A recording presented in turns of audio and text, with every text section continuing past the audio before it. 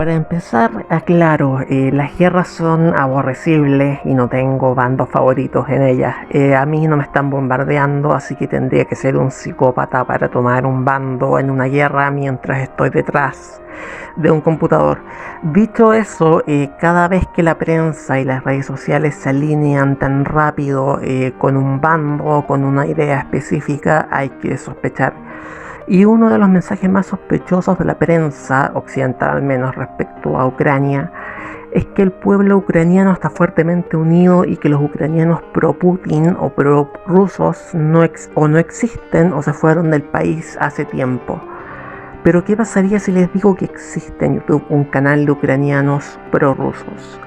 Que no se creó en febrero, sino que existe desde hace mucho tiempo, y es quizás la única plataforma visible desde Occidente en la que los ucranianos prorrusos, que no es lo mismo que rusoparlantes, han podido expresar su visión de esta invasión. Ese canal, cuyo link dejo en la descripción, es el que hoy vamos a revisar. Bienvenidos a 10 minutos. Primero establezcamos diferencias. En Ucrania no es lo mismo ser rusoparlante a ser prorruso. En realidad, hoy por hoy, el 100% de los ucranianos son técnicamente rusoparlantes, como lo explica el embajador de Ucrania en Paraguay en el diario ABC de ese país. Link en la descripción. Ahora tomemos a Samuel Huntington y lo que decía de Ucrania en 1995 en el choque de las civilizaciones.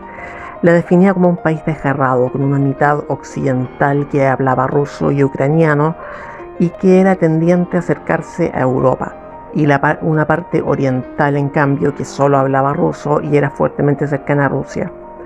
Y Huntington pronosticaba que se escindiría esta parte de Ucrania en algún momento y terminaría uniéndose a Rusia. También citaba a un general ruso diciendo esto, recuerden, en 1995, que Rusia terminaría anexando Ucrania oriental, a la que consideraba suya, y que Ucrania occidental no les interesaba. Vean el mapa de lo que ha sido toda esta invasión y fíjense en qué zona no ha sido invadida por el ejército ruso este año. Para 1995, Huntington cifraba en 22% el porcentaje de la población directamente rusa o prorrusa viviendo en Ucrania. Para 2022 ese porcentaje había bajado, si lo vemos en términos demográficos étnicos, en la población rusa de Ucrania, a 5%. ¿Qué pasó en ese periodo? ¿Cómo se distingue a un prorruso de un nacionalista ucraniano si el idioma no puede ser tomado en cuenta? Veamos. Entonces acá lo relevante es definir qué es un ucraniano prorruso, y no hay una definición exacta porque ser rusoparlante no es ser prorrusia y antioccidental. Entonces vámonos con otra hipótesis, y acá es donde entra el canal que les estoy mencionando. Orthodox Church es un canal de YouTube ligado al patriarcado de Moscú, es decir, a la iglesia ortodoxa rusa. Pero que es ucraniano, me explico. La iglesia ortodoxa, que es la forma de cristianismo dominante en Rusia y en Ucrania, se divide en patriarcados. A 2018, de acuerdo a Wikipedia, los adherentes del patriarcado de Moscú eran el 12% de la población.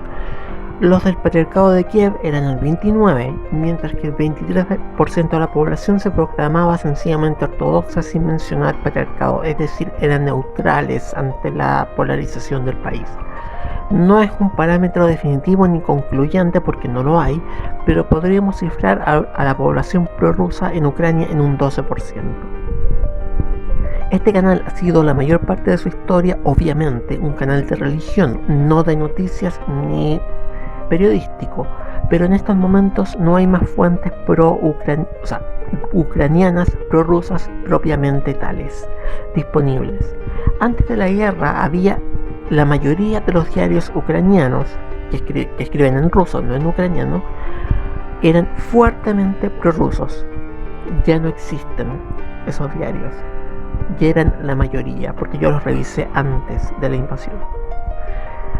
Partamos por un escrito que hace el canal el 27 de febrero, 3 días después de la invasión, en el que dan a conocer su visión de lo que está pasando en su país. Esto no es Russia Today, es un canal ucraniano.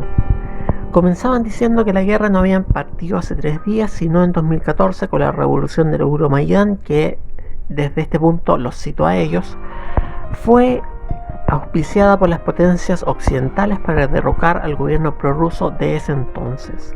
Continúa siendo la división de Ucrania en 3 grupos unidos a la fuerza por Lenin en 1922, siendo Ucrania occidental el lado más ultranacionalista y antirruso, poniendo el ejemplo de que durante la Segunda Guerra Mundial esta zona fue un bastión del colaboracionismo con los nazis, liderado por Stepan Bandera. El nuevo gobierno pro-occidental, acá cito nuevamente, proclamado en 2014, prohibió el idioma ruso en el sistema público. Acá esto que fue una declaración que está en la parte de comunidad del canal, tiene unos problemas de redacción en inglés que vienen de su texto original en inglés, así que es difícil traspasarlo al castellano, al español, traspasar lo que quieren decir porque está mal redactado en inglés. Prohibió el idioma ruso en el sistema público. Supongo que quieren decir eso porque, insisto, la redacción en inglés no es buena. Y ha permitido manifestaciones violentas pro-nazis, acá de nuevo. Supongo que quieren decir eso porque no está bien redactado en inglés. Como le llaman a las manifestaciones nacionalistas que reivindican a Bandera en Kiev y el este y el sur de Ucrania, dentro de las cuales se cometieron barbaridades como la quema del edificio de la central de trabajadores de Odessa, con 39 líderes sindicales adentro vivos en 2014 durante la famosa revolución del Euromaidán. En pantalla la foto de aquel acontecimiento. Estos hechos, acá continúo citando el canal, provocaron la guerra del Donbass y la separación de Crimea.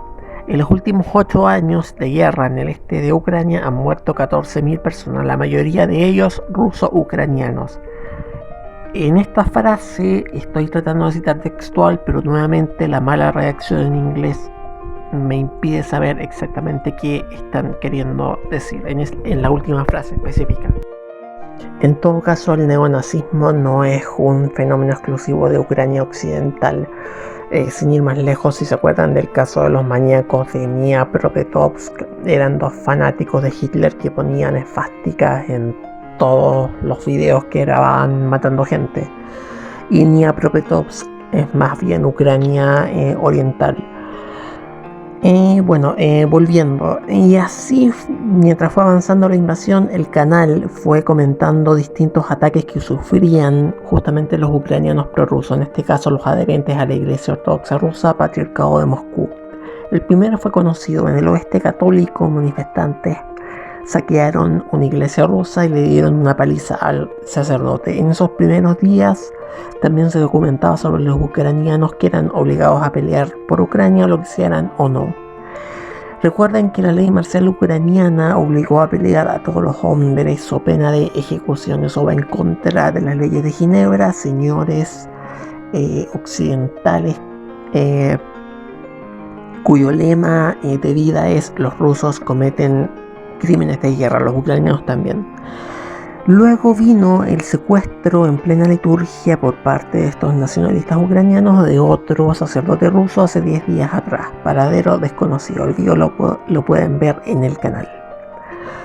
Pero el video que rebalsó la tolerancia de YouTube Disney, así lo voy a decir ahora, y que antes se podía ver sin problema alguno y que siempre fue reivindicado como verdadero por este famoso batallón neonazi de Azov, es uno en el que aparecen crucificando y quemando vivo a un soldado ruso. Ahora YouTube lo censuró por ser no por ser violento, sino por ser propaganda rusa. La imagen la están viendo en pantalla. Antes del 23 de febrero el video se podía ver sin problema alguno. Y finalmente, entre muchas otras cosas que aparecen en el canal, están los bombardeos ucranianos a refugios que los ucranianos prorrusos, como quieran llamarlos, instalaron en monasterios del Patriarcado de Moscú. Y además hay entrevistas a prorrusos siguiendo las vías de evacuación que el ejército ruso había puesto en Mariupol y hablando a favor de los rusos. Cosa que definitivamente, o mejor dicho, declaraciones de gente que definitivamente la BBC no va a publicar, porque según la BBC, esos ucranianos prorrusos no existen. Para terminar este video, vuelvo a aclarar, no estoy ni con uno ni con otro bando. Estoy con las víctimas, sean de uno o de otro bando. Lo único en el único bando en el que estoy es en la verdad y en la imparcialidad. Otro día hablaremos de las atrocidades del ejército ruso en Ucrania. Otro día hablaremos de toda la gente que hasta, y esto es terrorífico pensarlo, el 31 de diciembre de 2021 en Ucrania llevaba una vida normal, como la de uno, y ahora está muerta por una operación militar o una invasión rusa. Pero todo eso está repetido hasta el cansancio por la BBC, por The Economist y sus lamebotas latinoamericanos.